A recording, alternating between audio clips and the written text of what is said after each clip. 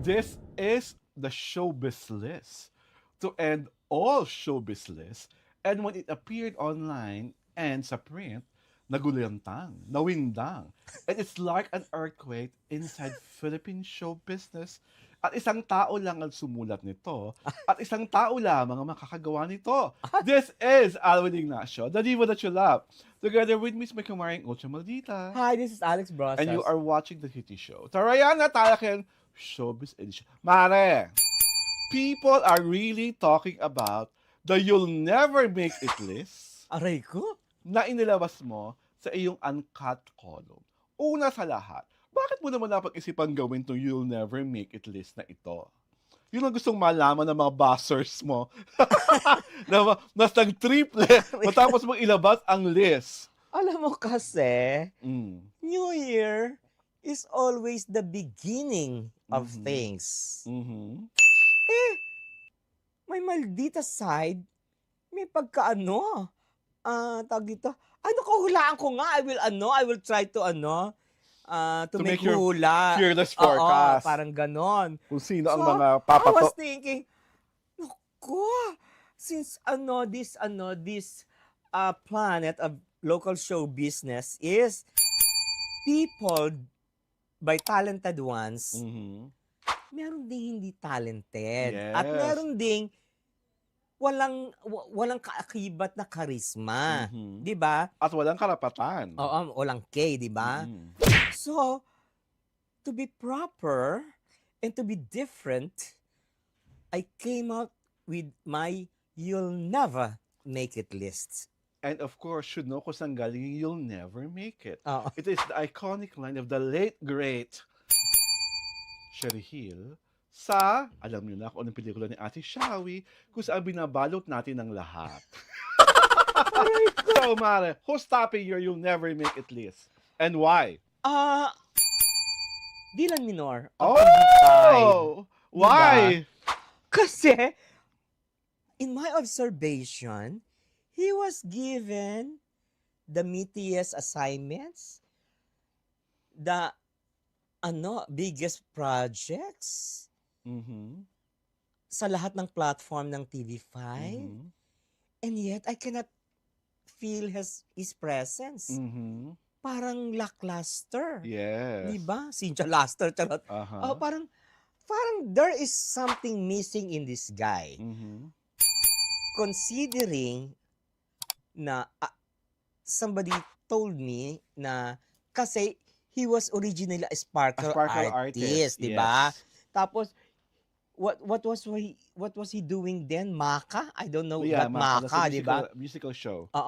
Ngayon nag-offer ang TV5 Mhm. a whopping 10M Mhm. To buy out his contract. to buy out his contract. Mhm. And become the first MQuest venture. Hindi, no. Mali pala ako. Nag-offer ang TV5, tapos nag-presyo ang Sparkle. Mhm. You want to buy out his contract, di ba? So, prinesyohan ng presyong ayaw pakawalan. Oo. Kinagat. That's a 10 million price. Mhm. Kinagat. Mhm.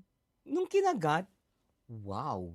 He Diba? became the very first talent ng MQuest Ventures at lahat ng platform ng MQuest. Siya ang ambassador. Oo, di ba? Diba? Tapos, lahat, pinasok sa Vibe. Hala, sige, Lahat disc ka. jockey. Pinasok sa may movie siya, di ba? Mm. Yung Manila's Manila's Finest, di ba? Tapos, ang dami. Tapos, I saw nga his video, he's singing pala. Mhm. Kaso wala naman nag-hit dun sa mga, Mhm. sa mga ano niya, Sa mga ginagawa niya. sa mga songs niya. So, Kasi, ito observation ko lang the song does not appeal to the youth. mm. Walang o kaya kasi hindi klaro yung niya parang kasi he was being packaged as a parang Harana King, Harana Prince, ganon, so nangaharana, but the songs were not were not Mhm. inspiring enough to make people listen and Listen and swoon. oo, di ba? Okay. Ganon. As far as Dylan Minor is concerned, when I saw Manila's Finest, sa totoo lang, tatakbo ang movie kahit wala siya. Kahit wala yung character niya. And a better actor could have done that newbie role. Mm-mm. Diba? Kasi he does not register beautifully or handsomely on screen. Na talaga? Mas gwapo siya in person. Hmm. At ang mga bakla, nakitilam-tilam na sa kanya, pinapakita niya yung kanyang kilikili. Where? Pag meron siya mga pakili-kili reveal, may mga pictures siya, may mga pakili-kili Okay. reveal. Sa social media. Social media. Mm-mm. Doon lang nakaka-interest ang mga Ninita Maricon sa kanya. Pero him per se, pag nakita mo, ay, One of those. guwapo pero walang X factor. Gwapo pero walang sex appeal. Oo, 'di ba? Kasi may guwapo na talaga. Tsaka merong hindi gwapo pero oozing with sex appeal. Mm. Di ba? He lacks that X factor pa. And as far as sabi ko nga, as far as acting skill is concerned, he really needs more workshops if he want to pursue that path Mm-mm. to become a good actor. Kasi in the movie, kitang-kitang hilaw na hilaw pa siya. Mm. 'Di ba? Ah. Next on the list. Ay, the Conyo guy. Si Emilio. Daes. Di ba? Okay. Kasi I've seen some of Emilio's Work. yung Love at First Spike, di ba? Yung niya, yung acting niya, very mediocre. Mhm. Hindi siya hindi siya, although siya ang siya ang leading. Di ba? Mhm. Parang may kulang. Mm. Tapos there was this story nga na last lang, di ba? Last Christmas Mhm. Christmas press con. Christmas press ko na parang he played the prank on on reporters, di ba? Parang yung Alalay ba niya or Star Magic ba yon na binigyan yung press ng galing po ito kay Emilio. kay Emilio yung Mhm. yung Angpao. angpao. Tapos syempre excitedly, di ba? Binuksan ng Ng mga tao. ng mga tao. Yung ng mga press people yung yung tawag dito. Ang angpaw. Yung angpaw. Sabi nga ni Nestor Cuartero, "Uy, buksan niyo yung angpaw niyo." Sabi niya gano'n. So binuksan ng mga reporter, ng ilang reporter. Pagbukas sa loka sila. Play money. Play money worth 1,000 with Emilio's face. face doon sa play money. Mhm. Tapos ba isang si Ricky Gallardo, pinicturean pa yung Oo. parang For ang posterity. Diyos ko, na nakakaloka. Ako, with regard to that prank, It- I don't think it was an idea that originated from Emilio. Mm. Ang tingin ko, baka pa-cute yun nung PA niya Mm. or whatsoever. Yun ang dating kasi sa akin. Kasi I don't think he is that callous to play with the feelings and the expectations of the press na what is inside is really a Christmas gift. Alam mo kasi, matalino si Emilio. Mhm. So I don't think na hindi niya alam yan. Okay. Alam niya yan. Mhm. But, it's either that's his gimmick or Star Magic's gimmick. Mhm. But he allowed it. Mhm. Di ba? Well, maybe because from his conyo mentality, maybe he thought it was cute. No, ito. Sa kanyang Diba? konyo mentality. Oo. But it wasn't. Di Okay. ba? You don't treat people like that. Pero with regard to his acting, I saw him in Bar Boys. Mm. And he's one of the better actors there. He has Mm. improved a lot since Love at First Spike. Mm. Nag-improve talaga siya pag-deliver ng line, yung mata na may expression. Mm-mm. So, I think malaking bagay na naalagaan siya ng director niya. Si Direk Kit Owebanda. Mm. Kaya as Ziggy, nabigyan niya ng hustisya yung kanyang katauhan. Mm. Next on the list. Ay, mga yung mga starlets ng ABS-CBN. Di ba yung mga smear? Yung mga Bianca de Vera, yung mga ganon. Tapos yung mga kalulaunch lang nila, was it 2 months ago? Oo. Hindi. Yung second season ng PBB Collab House. Oo, Yung mga bukod yun, diba? yun. Tsaka yung yung mga yung mga mga Nepo anak. babies. Yes. Diba? The Mitra sisters, Mhm. yung anak yung si Christoph, anak ni Gladys, Mhm.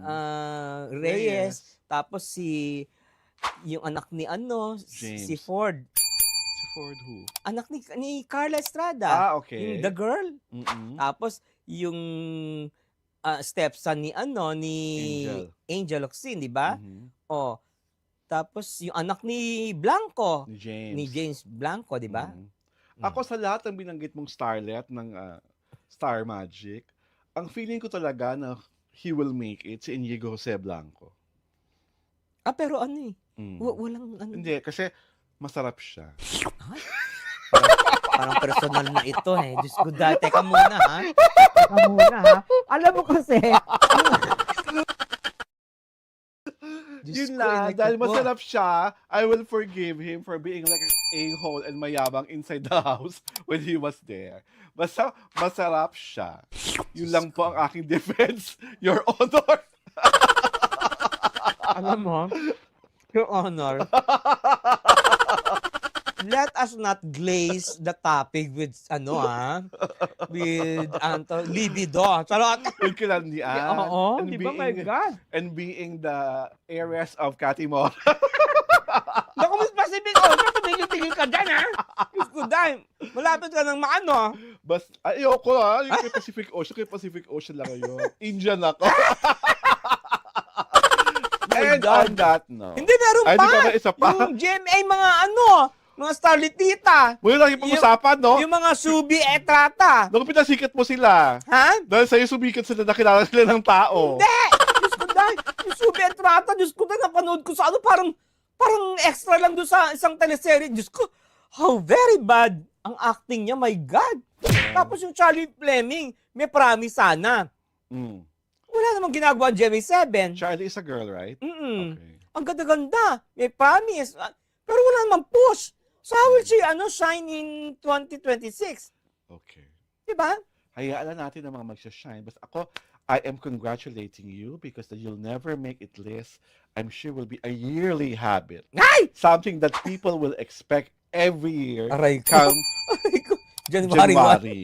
Aray ko. Diba? Kaya, Parang alam nyo na. challenge sa akin yun Diba? My God. At talaga namang, marami talagang dapat na hawiin sa showbiz. Diba? It's about time. It's about time. Saka kasi let's give them yung the real Saka real malay mo talk. naman, because of what you wrote, it become challenge. Mm, Paghusayan oo, nila. paghusayan Pag-igihan nila. nila. Mm-mm. At, dati nga, di ba, a kwento of Direct Joel Lamangan, dati binabato-bato lang siya ni Zeneida Amador. Mm. So, workshop nila sa repertory. Oh, buti nga. Philippines. Tapos nung nagkita sila, Mm.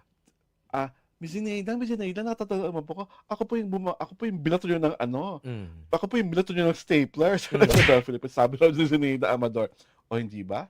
Sumikat ka kasi binato kita. Mm. Oh. Yun ang magiging pakakalaman sa'yo ng mga, So, sineida ako? oo, yun pa sa salamat sa'yo ng mga, nilagay mo sa You'll Never Make It is, kung hindi kita pinuna, hindi kasi sikat. Aray ko. Diba? Diyos ko Isa ka na. ng, fairy godmother nilang lahat. My God! Diba? And on that note, inaanyayahan po namin kayong manood ng Diary Tira, ng The TT Show sa aming Diary Tirada YouTube channel. At syempre pa, papapanood din po kami sa aming Facebook pagina. Ang aming pong time slot is every 4 p.m. Saturday and Sunday. This is Alwin Ignacio, the diva that you love, together with Miss May Kamaring Ultra Maldita. Hi, this is Alex Brosas. And thank you for joining us sa aming kauna-unahang episode ngayong 2026. Happy Saturday to all!